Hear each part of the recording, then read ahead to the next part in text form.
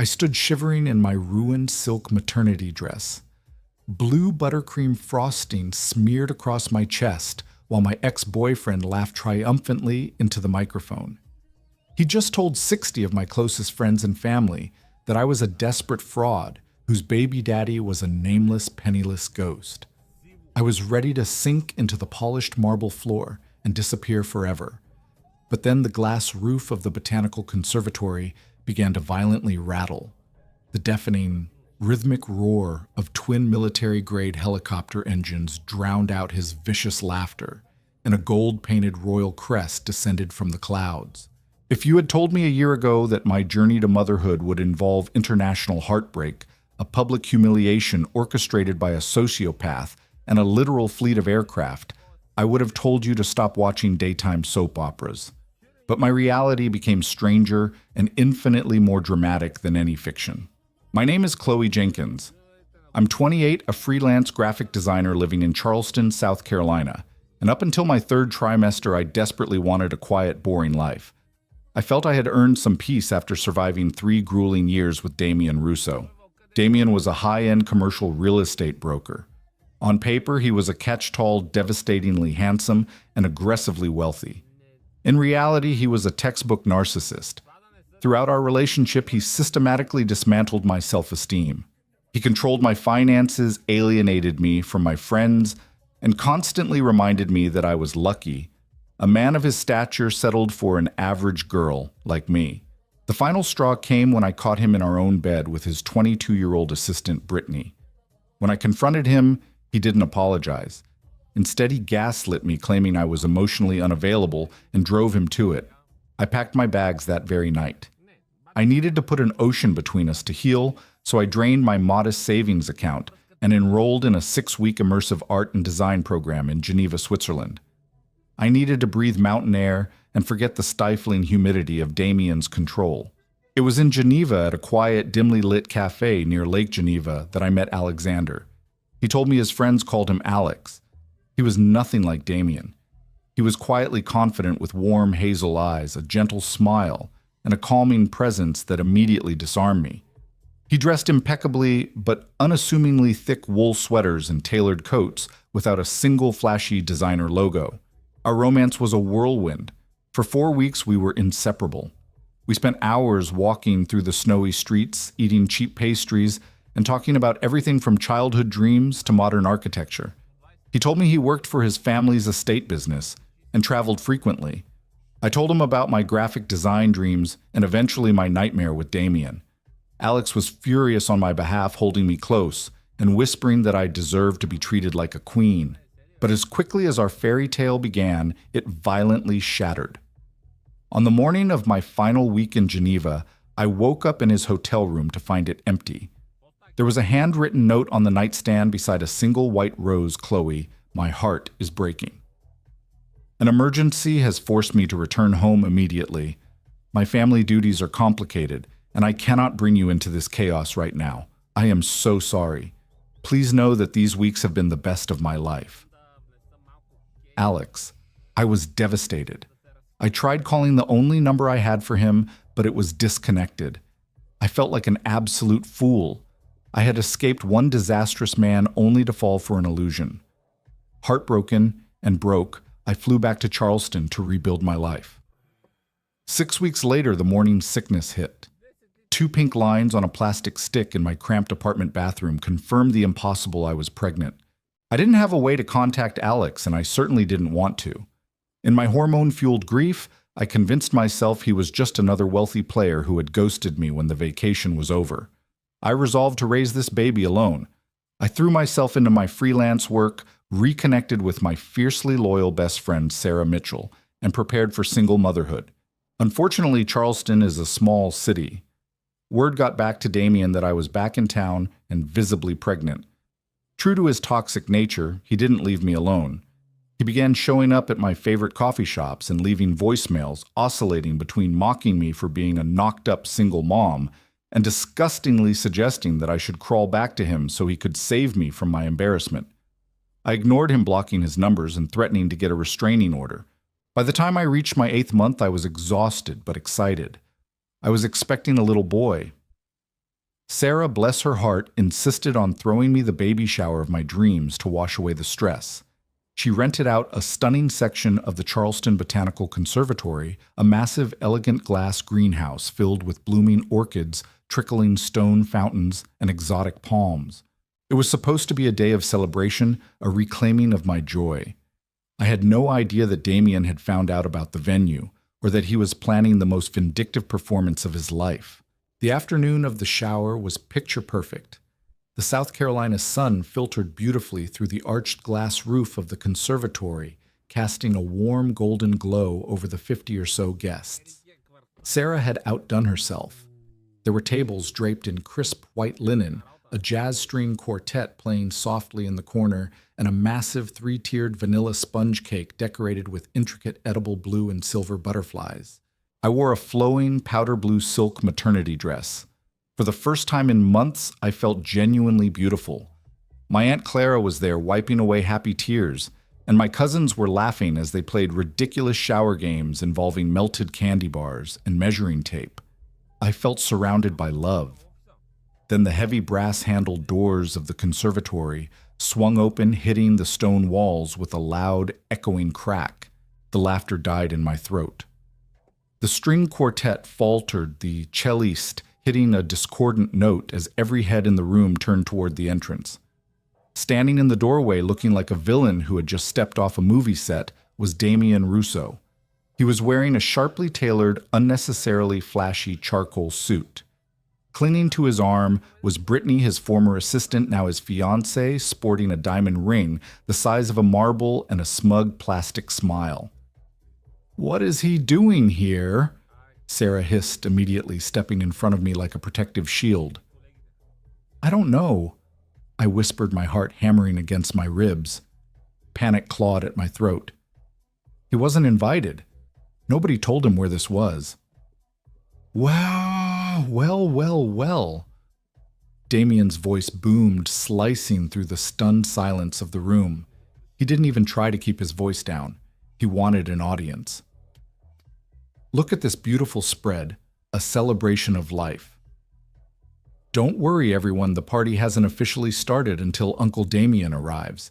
He strode into the room, oozing an arrogant, unearned confidence. He was carrying a massive, obnoxiously wrapped silver box with a giant blue bow. Brittany followed closely, filming the entire entrance on her smartphone. She was live streaming. Sarah marched right up to him, her face flushed with fury. "Damien, you need to leave right now. You're not welcome here. This is a private event." Damien let out a sharp, condescending laugh, sidestepping Sarah as if she were a mild inconvenience. "Relax, Sarah. I'm just here to pay my respects to my lovely ex. I think it's tragic that she's going through this beautiful, miraculous journey all by her lonesome. I brought a gift." He walked right up to the head table, slamming the heavy silver box down next to my beautiful three-tiered cake. The impact made the crystal glasses rattle. "Damien, please." I said, my voice trembling despite my desperate attempt to sound strong. "Just go. Don't ruin this for me." "Ruin it?" He feigned shock, placing a hand over his chest. "Chloe, sweetie, I'm here to elevate it. Because frankly, I feel sorry for you." He turned his back to me and faced my family and friends. Before the DJ could react, Damien reached over and snatched the microphone from the stand. Feedback whined loudly through the speakers, making several guests wince and cover their ears. "Ladies and gentlemen," Damien announced, his voice amplified to an unbearable volume. "Thank you all for coming out to support poor sweet Chloe. Let's be honest, she needs the charity. I mean, look at her.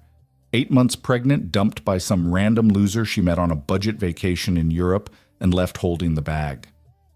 Gasps rippled through the crowd. My Aunt Clara stood up, her face red with indignation. "How dare you speak to her that way? Get out of here, Sao." Damien ignored her. He was thriving on the attention, his ego feeding off the shock in the room. "I just think it's important we acknowledge reality.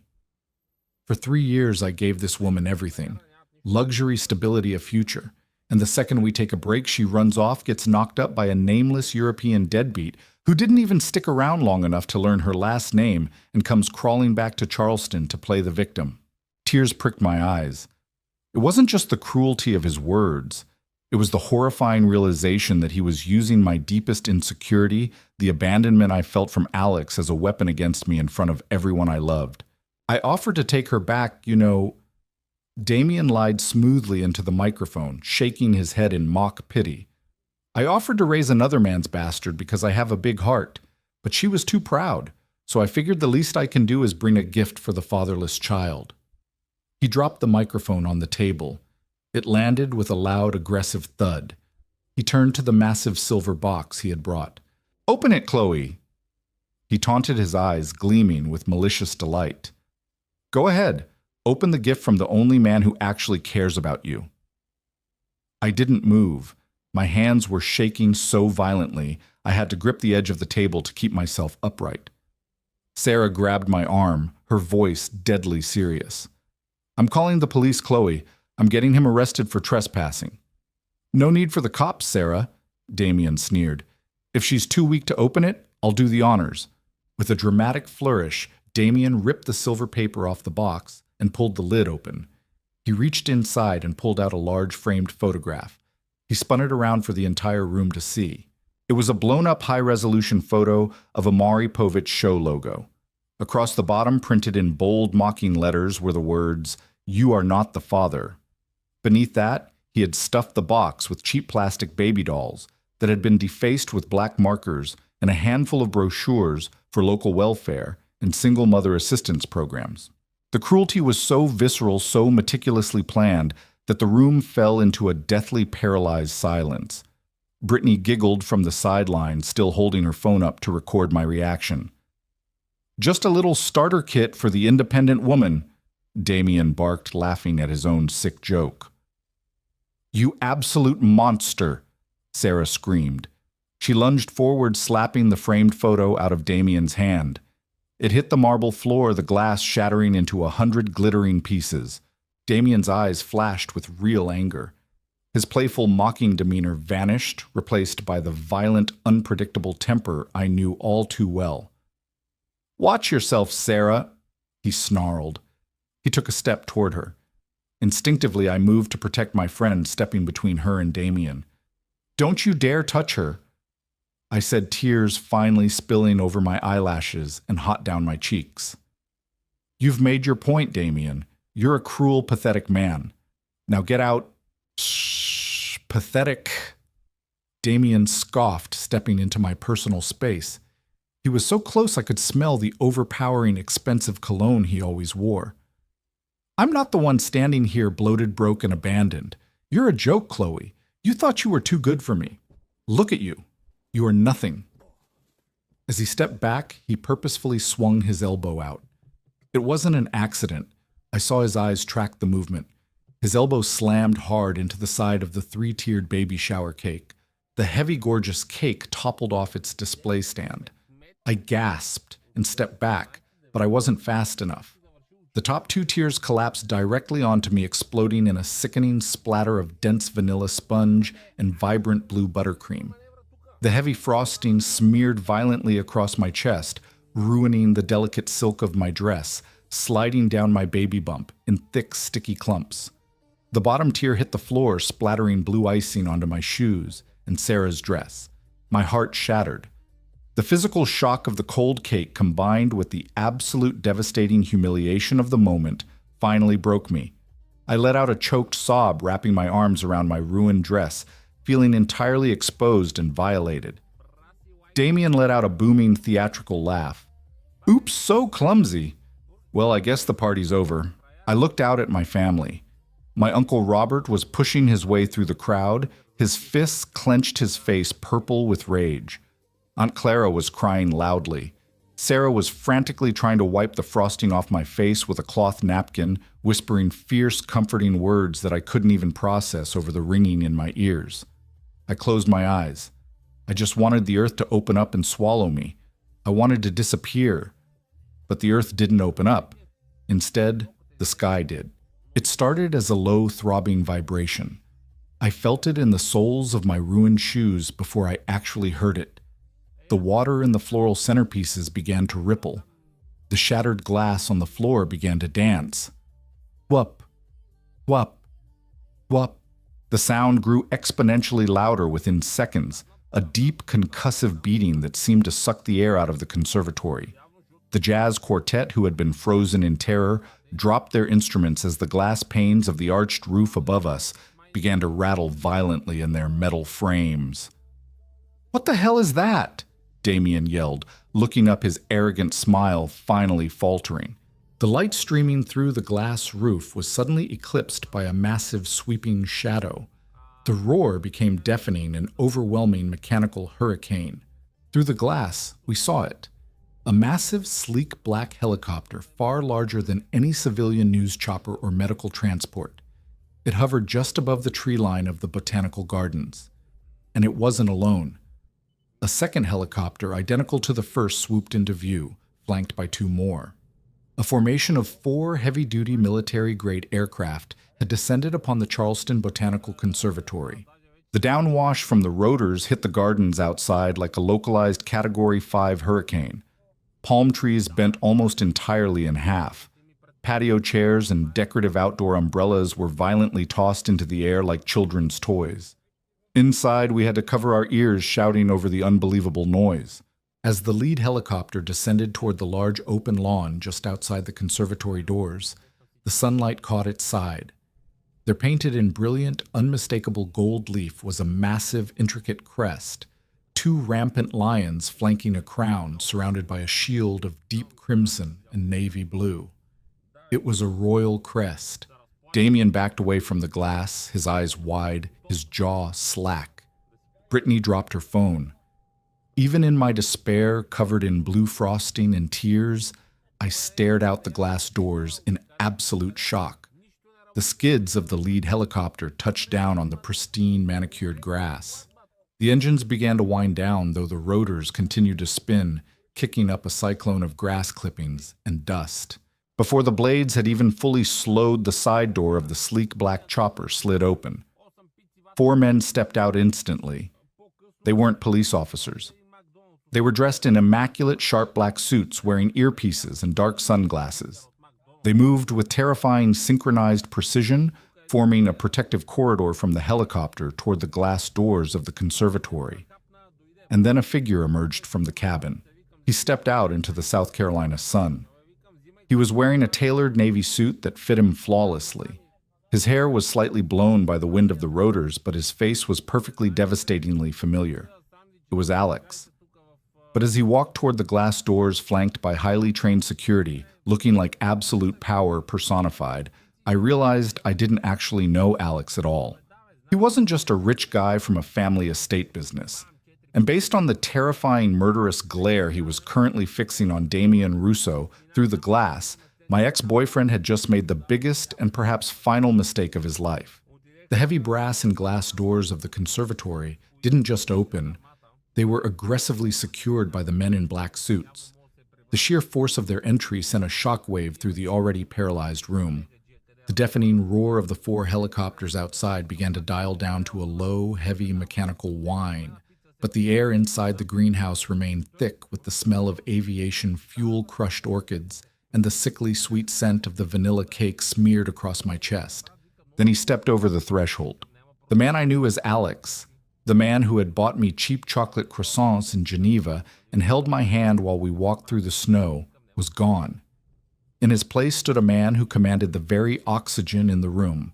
He wore a bespoke midnight blue suit that looked distinctly Savile Row, tailored to an absolute millimeter of perfection.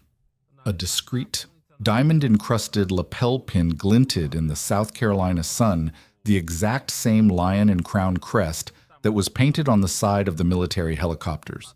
His hazel eyes, which I only remembered as warm and laughing, were now glacial. They swept over the wreckage of my baby shower with the calculating, terrifying precision of a predator assessing a threat. He saw the overturned tables. He saw the shattered glass of the framed Maury Povich meme on the floor. He saw the defaced baby dolls scattered across the marble. And then his eyes locked onto me. I was a devastating sight. I was shivering 8 months pregnant, clutching my stomach protectively, while heavy clumps of blue buttercream frosting slid down my ruined silk dress and dripped onto the floor. My face was stained with mascara and tears, a picture of absolute public humiliation. I saw the exact microsecond Alexander's heart broke rapidly, followed by the ignition of a rage so pure and concentrated it made the air crackle. His jaw clenched so hard I thought his teeth might shatter. "Secure the perimeter," Alexander said. His voice was low, smooth, and laced with a lethal authority that echoed in the silent room. It bore a faint, polished European accent that sounded distinctly more aristocratic than I remembered. "Nobody leaves?" Yes, Your Royal Highness." The lead security officer, a towering, broad-shouldered man with a scar cutting through his left eyebrow, barked into his wrist microphone. Instantly, 6 more heavily armed protection officers flooded the conservatory, locking the side exits and standing at strict attention. "Your Royal Highness." The words hung in the air, heavy and impossible. Sarah's grip on my arm tightened to the point of pain. Aunt Clara let out a weak, strangled gasp and practically collapsed into a patio chair. Damien, for the first time since I'd known him, looked genuinely uncertain. His arrogant smirk was gone, replaced by a pale, slightly sweaty mask of confusion. He looked at the armed men, then at Alexander, trying to process how his petty, cruel stunt had just been hijacked by an international tactical team. "Hey, buddy," Damien said, his voice cracking slightly before he forced his chest out, trying to summon his usual domineering bravado.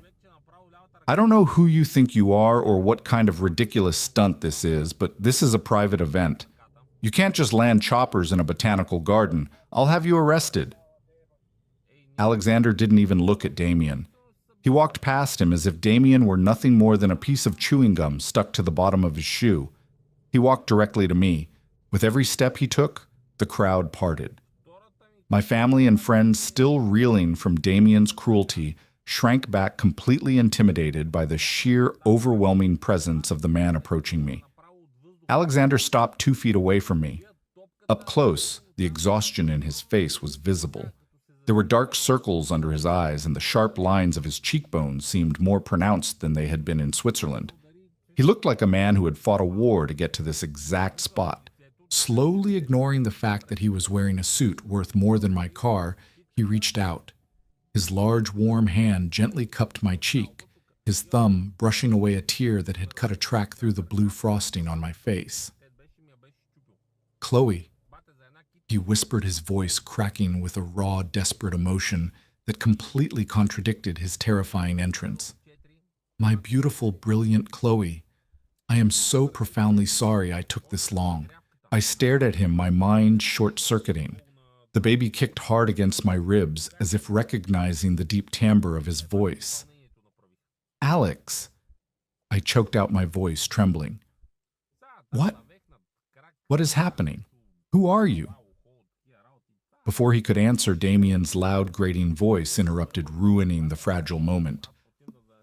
"Wait a minute," Damien sneered, taking a step forward, though he smartly kept his distance from the nearest armed guard. He pointed a perfectly manicured finger at Alexander. "Are you the deadbeat? You're the guy who knocked her up in Europe and ran away. Oh, this is rich. You rent a couple of helicopters to come back and play hero. What's the matter?" "Guilt. Finally catch up to you." Alexander slowly pulled his hand away from my face. He closed his eyes for a brief second, taking a deep, stabilizing breath. When he opened them and turned around to face Damien, the warmth he had just shown me was completely eradicated. He looked at Damien with the cold, detached disgust of a monarch looking at treason. "You have approximately 10 seconds to explain to me why the mother of my child is covered in debris and crying." Alexander said, his voice terrifyingly calm. He didn't shout. He didn't need to. The quiet menace in his tone was enough to make the string quartet musicians physically back away. Damien scoffed, but it was a nervous sound. He shoved his hands into the pockets of his flashy charcoal suit. "Mother of your child? Wow, congratulations. I was just giving Chloe a little reality check.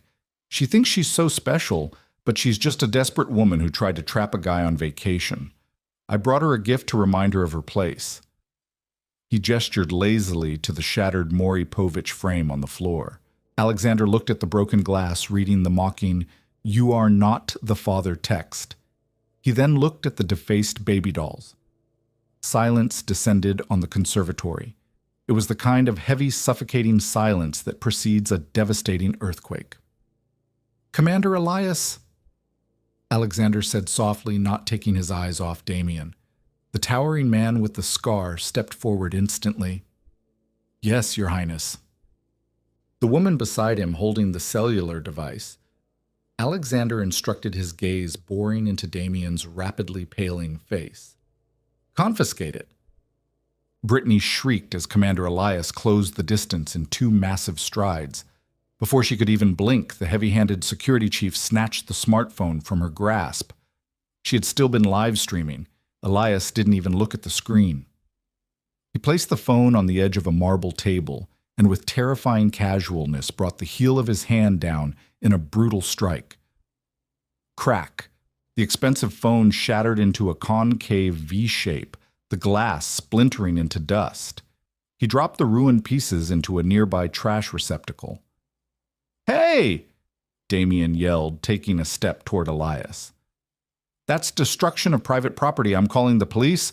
You will find," Alexander said smoothly, taking a slow, deliberate step toward Damien, "that the local authorities have currently cordoned off a 3-mile radius around this conservatory at my request, and they will not be intervening. My name is Crown Prince Alexander Julian of the House of Valerius, sovereign ruler of the Principality of Laurentia. And you, Mr. Russo, have made a catastrophic miscalculation today." Damien froze. The color completely drained from his face. He was a high-end real estate broker. He worshipped wealth and status. The realization of exactly who he was standing in front of hit him like a physical blow. The Principality of Laurentia was one of the wealthiest, most exclusive sovereign states in Europe, nestled on the Mediterranean coast, boasting a GDP that dwarfed small nations and a royal family known for their ruthless business acumen. "Your Highness," Damien stammered, the arrogant alpha male persona instantly disintegrating into pathetic cowardice. I didn't know." "Ignorance is rarely an acceptable defense for cruelty," Alexander replied coldly. He snapped his fingers. Another man in a suit stepped forward from the perimeter carrying a sleek black leather portfolio. He handed it to Alexander. "Damien Russo." Alexander read from the file, his voice echoing in the glass room. "Senior partner at Sotheby's International Realty Charleston Division. You pride yourself on your reputation, don't you? You think your money gives you the right to break people for sport. Look, this is a misunderstanding." Damien tried to plead, his hands raised in surrender. Quiet," Alexander commanded, and the sheer force of the word made Damien snap his mouth shut. "When my intelligence network located Chloe 48 hours ago, they also provided me with a comprehensive dossier on her life over the past 3 years, including you, including your systematic emotional abuse, including the fact that you have been harassing her for months." Alexander casually tossed the leather portfolio onto the table next to the ruined baby shower cake. "Nochin? As of 30 minutes ago, while I was in the airspace above this city?" Alexander continued, his tone conversational but dripping with venom. "The Laurentian Sovereign Wealth Fund initiated a hostile majority acquisition of the overarching holding company that owns your specific Sotheby's franchise. It cost me an exorbitant amount of money to execute on a Saturday, but I consider it a worthwhile philanthropic expense." Damien's knees practically buckled. You bought my firm." "I did." Alexander smiled, but it didn't reach his eyes. "And as the new majority shareholder, my first executive action was to terminate your employment, with immediate effect, for violation of the morality clause in your contract." "You can't do that." Damien gasped, his world crumbling in real time. "My clients, my commissions." "Your clients have already been reassigned." Alexander cut him off effortlessly. "Furthermore, my forensic accountants took a cursory glance at your offshore escrow accounts. It seems you've been aggressively misrepresenting tax liabilities on your high net worth commercial properties. A federal offense in this country, I believe. My legal team has already forwarded the preliminary findings to the Internal Revenue Service and the SEC. A collective gasp swept through the room. My Uncle Robert let out a low whistle. Sarah was staring at Alexander with her mouth hanging wide open, looking like she wanted to build a shrine to him. Damien looked like he was going to vomit. His pristine, expensive life, the life he had wielded like a club to beat me down, was being systematically dismantled in front of an audience, entirely destroyed in under 3 minutes. "You're ruined, Mr. Russo," Alexander stated with finality. "You will never work in luxury real estate again. You will likely face federal indictment before the week is out. And if you ever come within 500 yards of Chloe or my child, I will ensure that your remaining days are spent in a level of legal and financial purgatory that you lack the imagination to comprehend." Alexander turned to his security chief. "Commander Elias, remove this trash from my sight. If he resists, you have my permission to be ungentle." "With pleasure, sir," Elias rumbled. 2 massive security officers grabbed Damien by the arms of his flashy suit, practically lifting him off the floor. Brittany sobbing hysterically and mourning her destroyed phone and her suddenly vanished future wealth scrambled after them. "Chloe, wait, Chloe, tell him." Damien begged, struggling pathetically against the guards as they dragged him backward toward the doors. "We were together for 3 years, Chloe." I stood there covered in cake and looked him dead in the eye. I didn't feel fear anymore. I didn't feel humiliation. Looking at Damien stripped of his power and exposed as the pathetic bully he truly was, I felt nothing but relief. "Goodbye, Damien," I said clearly. The guards dragged him out of the conservatory. The heavy brass doors slammed shut behind him, sealing his fate and silencing his pathetic pleas. As the doors closed, the crushing tension in the room instantly evaporated. It was replaced by a stunned electric awe. 50 of my closest friends and family members were standing in a ruined greenhouse, staring at a literal crown prince. Alexander, however, seemed entirely oblivious to the audience. The cold, ruthless monarch who had just destroyed a man's life vanished the second he turned back to me. Without a moment's hesitation, he dropped to his knees right in front of me. The crisp fabric of his bespoke trousers sank directly into a thick puddle of blue buttercream frosting and crushed sponge cake on the marble floor. "What are you doing?" I gasped instinctively, stepping back, but he caught my hands in his. "Chloe, please," he said, looking up at me. His hazel eyes were swimming with tears. "Don't pull away. Just listen to me." He reached into his breast pocket, pulling out a pristine white silk handkerchief. With agonizing tenderness, he began to wipe the sticky blue frosting from my collarbone and neck. His touch was so gentle, so reverent, it made a fresh wave of tears spill over my cheeks. "I didn't abandon you." He whispered, his voice thick with emotion, ignoring the frosting that was now staining his expensive cuffs. "I swear to you on my life, Chloe, I didn't just leave. You left a note." I cried, the months of pent-up heartbreak finally pouring out of me. "You left a note and a rose and vanished. Your phone was disconnected. I thought I was just a vacation fling to you. I thought I meant nothing. You meant everything." He insisted, his hands gripping mine tightly. "You have to understand who I am, Chloe. In Geneva, I was hiding. I was trying to have 1 month of a normal life. But the night before I left you, my father, King Frederick, suffered a massive, debilitating stroke." I froze, the anger in my chest suddenly warring with shock. "He was incapacitated." Alexander continued, his voice dropping to a harsh whisper. "And my uncle, who controls a significant portion of our military, immediately moved to seize the throne under the guise of a regency. It was a soft coup. My life was in immediate, absolute danger. I was dragged out of that hotel room at 3 a.m. by my security detail. Leaving that note was the only thing I had time to do." He looked down at my swollen stomach, his expression shifting to one of profound wonder and deep regret.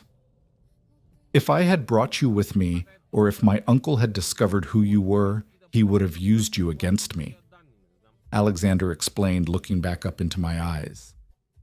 You would have been a target, a hostage. I had to sever all ties to protect you. I had to make it look like you meant nothing to me just in case they were watching. For 8 months, I asked, my voice cracking. You couldn't send a message, a letter. It took me 6 months to secure my country. He said, the heavy burden of leadership evident in the lines around his mouth.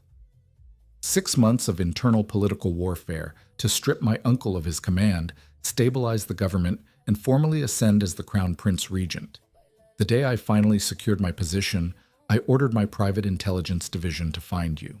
He let out a shaky breath, burying his face in my hands for a brief second before looking back up.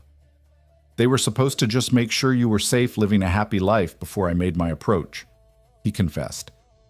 But 48 hours ago, Commander Elias brought me a surveillance dossier, and the first photograph in the file was of you walking out of a maternity clinic in Charleston visibly pregnant. A tear slipped down his cheek, cutting through the faint smear of blue frosting he had accidentally transferred to his own face. Chloe, I didn't know, he swore to me. If I had known you were carrying my child, I would have burned the world down to get back to you sooner. I would have fought through an army.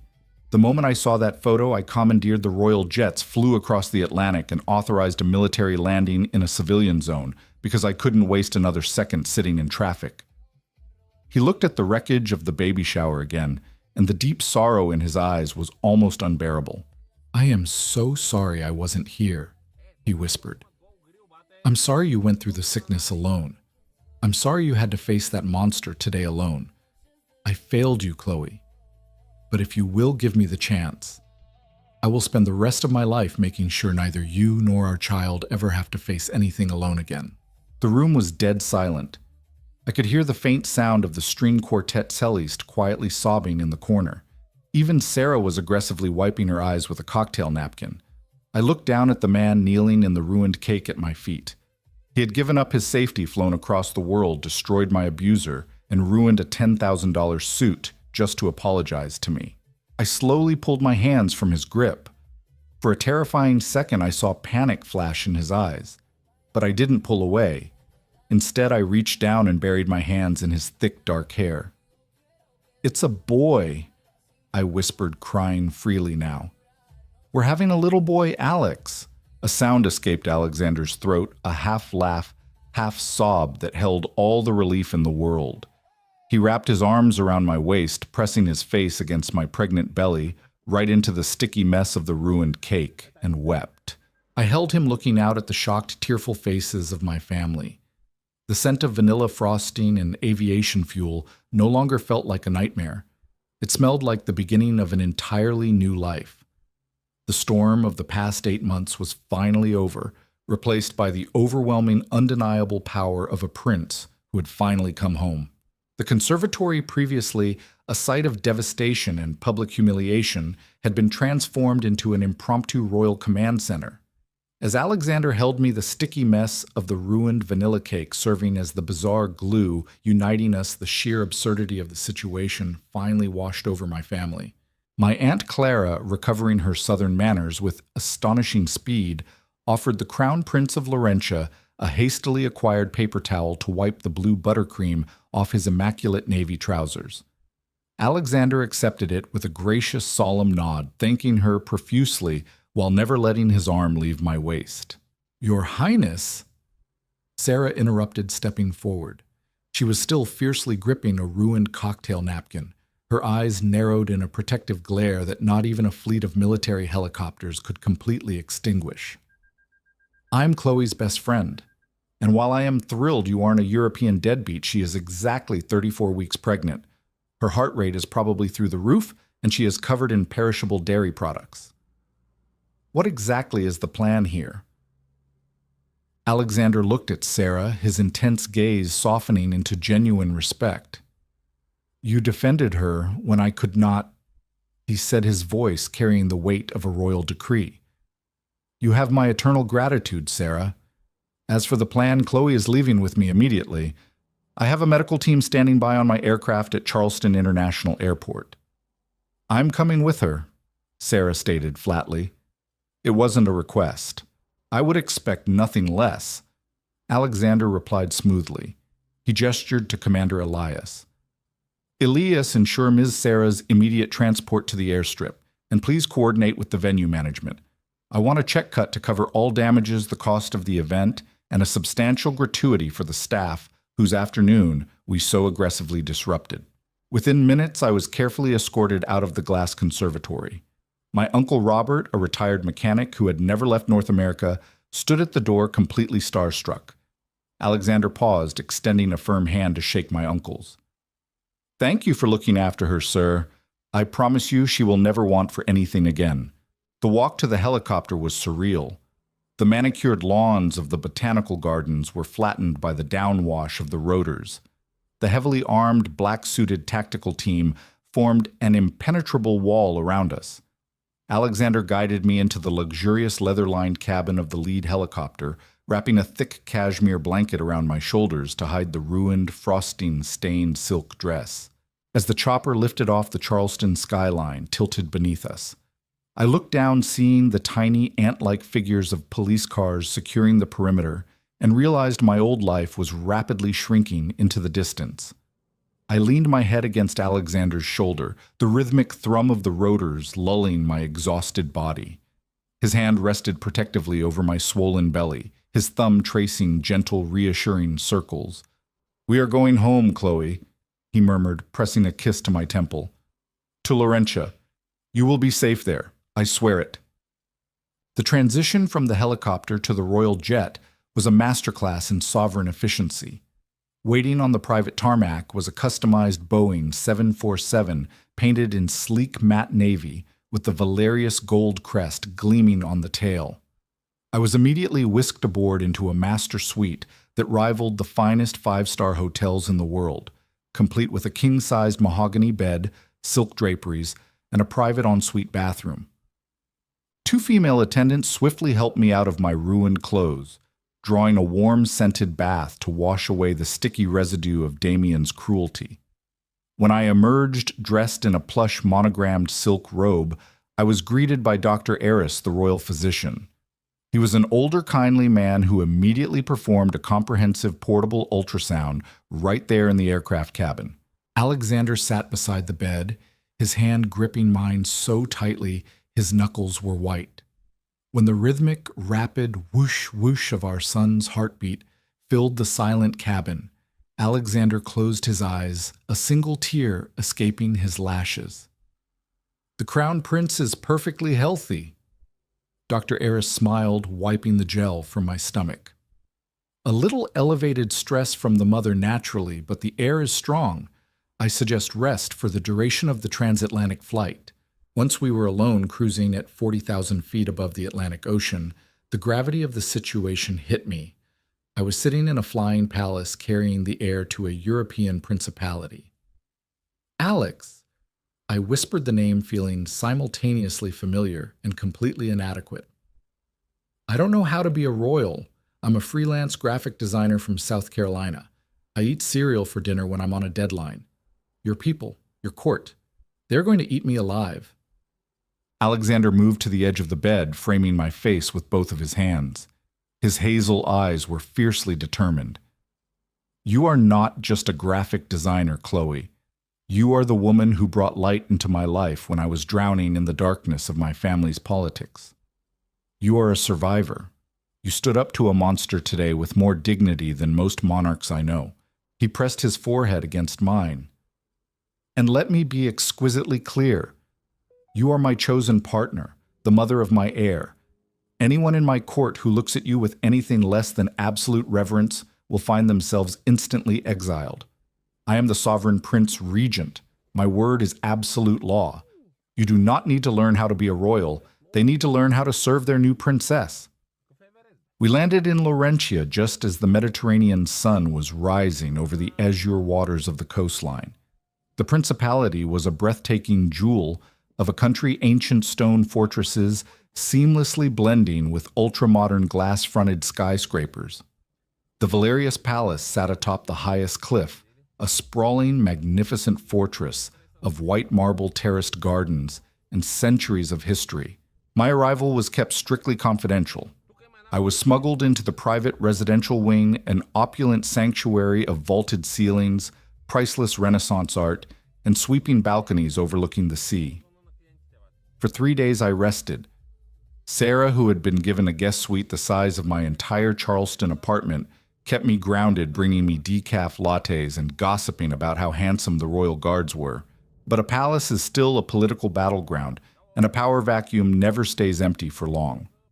On the fourth afternoon, Alexander had to attend a mandatory hours-long emergency session with the Parliament to finalize the asset seizures of his treasonous uncle's estate. He kissed me deeply, promised to return for dinner, and left me under the protection of his personal guard. I was reading a book in the sunroom when the heavy oak doors opened. Commander Elias stood at attention, his face an unreadable mask of stone, though his eyes flashed with obvious discomfort. "My lady," Elias rumbled, bowing slightly. "The Dowager Duchess Vivienne and the Lord Chancellor Montgomery request an immediate audience. They insist it concerns a matter of state security." Before I could even process the request, the two figures swept past Elias into the room. The Dowager Duchess Vivienne was Alexander's great-aunt, a terrifying angular woman, dressed in immaculate black Chanel, leaning heavily on a silver-headed cane. Her eyes were sharp, calculating, and devoid of warmth. Beside her was Lord Chancellor Montgomery, a slick gray-haired man with a condescending smile plastered across his face. "Leave us, Commander," Vivienne ordered dismissively. Elias didn't move an inch. "My orders are to remain with Lady Chloe at all times, Your Grace." Vivienne scowled, but turned her attention to me. She looked me up and down, her gaze lingering on my heavily pregnant stomach with overt disgust, as if I were carrying a disease rather than a child. "So," Vivienne sneered, her voice dripping with aristocratic venom, "this is the American stray my great-nephew dragged in from the gutters of South Carolina." "Excuse me," I said, sitting up straighter, my heart beginning to hammer against my ribs. I instinctively placed a protective hand over my belly. "Let us not play games, Ms. Jenkins." Chancellor Montgomery interjected, stepping forward and dropping a thick leather-bound portfolio onto the glass coffee table. "We are well aware of your history, a broken relationship with a real estate broker, a sudden highly convenient pregnancy after a brief undocumented liaison in Switzerland. And now you expect to insert yourself into a bloodline that has ruled this continent for 700 years. "Alexander brought me here," I said firmly, channeling the anger I had used against Damien. "I didn't ask for this wealth, and I certainly didn't ask for your hostility." "Oh, please," Vivienne scoffed, tapping her cane on the marble floor. "Women like you always have a price. You see a crown, and you see a lottery ticket. But the Valerius family does not allow commoners with scandalous pasts to corrupt the throne." Montgomery opened the portfolio, sliding a crisp legal document toward me alongside an expensive gold pen. "This is a legally binding severance agreement." Montgomery explained, his tone falsely sweet. "If you sign this, you will be transported back to America tonight on a private jet. A sum of 20 million euros will be deposited into an offshore account in your name. You will surrender all parental rights to the child upon its birth, and you will never speak of Alexander or Laurentia again." I stared at the contract. The sheer audacity, the cold bureaucratic cruelty of trying to buy my baby sent a shockwave of maternal fury through my veins. "And if I refuse?" I asked, my voice deadly quiet. Vivienne leaned in, her eyes narrowing into slits. "Then tomorrow morning, the global press will receive a highly coordinated leak. We will expose your messy past. We will claim you are a manipulative gold digger who trapped the prince in a moment of vulnerability. We will demand a public, highly humiliating DNA test.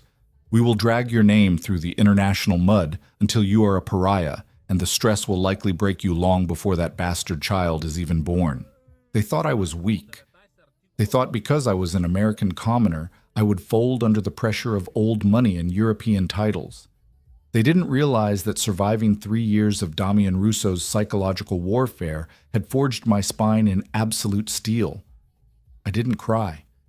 I didn't shake. I picked up the thick legal document. I looked Chancellor Montgomery dead in the eyes, and I deliberately forcefully ripped the contract cleanly in half. Then I stacked the halves and ripped them again. I threw the shredded pieces of paper directly into the air, letting them flutter down onto the pristine glass table like snow. "You listen to me very carefully," I said, my voice ringing with a fierce, untamed authority that surprised even me. "I am not a stray. I am the mother of the future sovereign of this country, and my child will not be raised by bitter, decaying relics who try to buy human beings with blood money." Vivian gasped, clutching her pearls in genuine, horrified shock. Montgomery turned purple. "You insolent little—" Montgomery started taking a threatening step forward. "Finish that sentence. Montgomery and I will have you hanged for treason." The roar shook the very foundations of the room. The heavy oak doors had been thrown wide open. Alexander stood in the doorway, panting slightly, his tie loosened, looking like a literal god of war. His eyes were entirely black with rage. Behind him stood 6 heavily armed members of the elite royal guard, their hands resting menacingly on their holstered weapons. "Alexander, darling." Vivian stammered, her cruel bravado vanishing instantly. We were simply having a realistic conversation with the girl about— "Silence!" Alexander roared, crossing the room in 3 massive strides. He didn't even look at his great-aunt. He turned his terrifying gaze to the Lord Chancellor. "Commander Elias," Alexander said, his voice dropping an octave to a lethal, vibrating baritone. "Arrest Chancellor Montgomery, strip him of his titles, seize his estates, and throw him in the high-security wing of the National Penitentiary, awaiting trial for high treason and attempting to extort the crown." "Your Highness, you cannot!" Montgomery shrieked as 2 guards immediately seized his arms, dragging him backward. "I have served this family for 40 years. "You served yourself!" Alexander spat. "Get him out of my sight." As Montgomery was dragged screaming from the room, Alexander turned to the Dowager Duchess. The old woman was trembling, leaning heavily on her cane, her face pale as a ghost. "Aunt Vivian," Alexander said quietly, and somehow the quiet tone was infinitely more terrifying than the shouting. "You have exactly 1 hour to pack your belongings. You are permanently exiled to the remote hunting lodge in the northern mountains. If you ever attempt to contact the media, if you ever utter Chloe's name, or if you ever step foot in my capital again, I will strip you of your royal stipend and let you live out your final days in absolute crushing poverty. Go." Vivian didn't say a word. She turned and practically hobbled out of the room, her pride entirely broken. When the doors closed, Alexander fell to his knees in front of my chair. He grabbed my hands, kissing my knuckles repeatedly, his chest heaving. "I am so sorry," he chanted, his voice thick with guilt. "I should never have left you alone. I underestimated the venom of the old guard. Did they hurt you? Chloe, did they hurt you?" "They didn't," I said softly, reaching out to cup his face. A strange, powerful calm had settled over me. "Alex, look at me." He looked up, his eyes wide and frantic. "I'm not going anywhere." I promised him, my voice steady and resolute. "They tried to buy me, and they threatened to ruin me, but I am not afraid of them. I'm going to be your wife. I'm going to be the mother of your child, and we are going to rule this place together." Alexander let out a breath that sounded like a sob. He rested his head against my chest, wrapping his arms securely around my waist. "My brave, brilliant queen," he whispered against my skin. Suddenly, a sharp, white-hot spike of agony tore through my lower abdomen. I gasped, my fingers instinctively digging violently into Alexander's shoulders. The pain was blinding, wrapping around my back and squeezing my lungs until I couldn't breathe. "Chloe." Alexander panicked, looking up at my suddenly pale face. Another wave of agony hit, and I felt a sudden warm rush of fluid soak into the cushions of the chair. The confrontation, the adrenaline, the stress of the transatlantic flight, it had all compounded. "Alex," I choked out, squeezing my eyes shut as the contraction peaked. The baby is coming. Now. Chaos erupted, but it was the highly orchestrated, flawlessly executed chaos of a sovereign state protecting its most vital asset. Within 90 seconds, I was on a gurney being rushed through the private subterranean corridors of the palace to the ultra-modern, fully equipped Royal Medical Wing. Sarah was sprinting alongside the gurney, gripping my hand, while Alexander marched on the other side, aggressively barking orders into a radio to lock down the entire palace. The labor was brutal, fast, and terrifying. At 34 weeks, it was early, and the anxiety in the room was palpable. The medical staff buzzed around me like a hive of highly trained bees. Monitors beeped frantically. The fluorescent lights overhead felt blinding. Borchi, breathe, Chloe, breathe with me. Alexander commanded gently, his face entirely focused on mine, ignoring the frantic activity of the doctors. He had stripped off his suit jacket and rolled up his sleeves, his hands constantly stroking my hair, his voice the only tether keeping me grounded in the overwhelming sea of pain. "I can't do it, Alex," I sobbed as a contraction ripped through my spine, making me arch off the bed. "It's too early. Something is wrong." "Nothing is wrong." He lied beautifully, pressing a kiss to my sweaty forehead. "You are the strongest woman I have ever known. You survived Damien. You survived my treacherous family. You can do this. I am right here. I am never leaving you again." "Push, Your Highness," Dr. Eris urged from the foot of the bed. "One more strong push. The head is crowning." I clamped my eyes shut, gripped Alexander's hand tightly enough to break bones, and gave it everything I had left. I poured every ounce of my love, my trauma, my resilience, and my desperate hope for the future into that final agonizing effort. The silence that followed felt like an eternity, a terrifying, heavy void. And then it pierced the room, a loud, indignant, incredibly strong wail. "A boy!" Dr. Eris announced, his voice thick with relief and triumph. "A healthy, strong baby boy." Alexander dropped his head onto the pillow next to mine, openly weeping. He kissed my cheeks, my lips, my forehead. "You did it, my love. You did it." The nurses quickly cleaned the screaming infant, wrapping him tightly in a plush white blanket embroidered with the gold royal crest. Dr. Eris carried him over his face, beaming with pride, and gently placed the tiny, perfect bundle onto my chest. I looked down at my son. He had a shock of dark hair exactly like his father's, and tiny, flawless hands that were currently balled into furious little fists.